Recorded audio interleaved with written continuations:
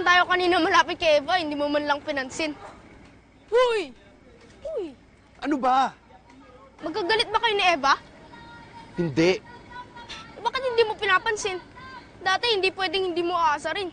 Ngayon mukhang umiiwas ka eh. Hindi ako umiiwas. Si Eva, iwasan ko. Tay, Bok! Dito na kayo! Oh, pwesto muna. Tayo na susunod. Hindi na tayo pipila. I-scared na lang tayo. Bakit?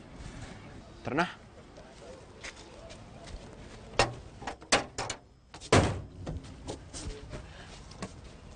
Noy!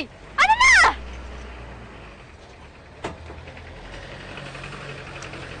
Diyan na lang! Lumampas ka!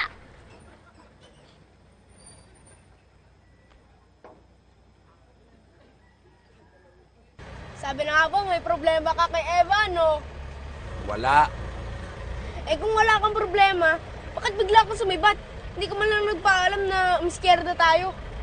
Ayoko kasi kausapin yung babaeng yun. Bakit? Anong ginawa sa'yo? Wala naman. Hindi, alam ko na. Gusto mo magtapat pero hindi mo magawa, no? Ano? Hindi ah. Dami mong alam. Wari ka pa. Sinabi mo sa akin yung nangyari nung nakaraan. Yung nagsabi ka kay Ana na gusto mo si Eva. Pero hindi mo alam na si Eva yung nandun.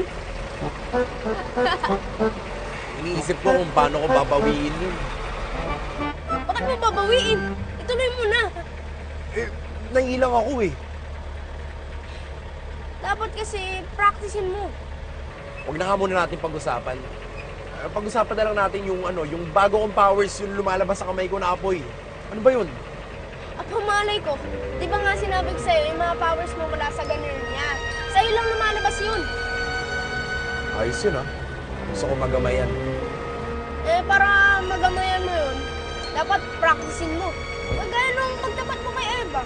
Dapat lagi ka mag-practice para magamayan mo at mawala yung takot mo. Ako natatakot? Hindi, no? Sigurado ka? Oo! O, yun siya ako pumapara. Asan?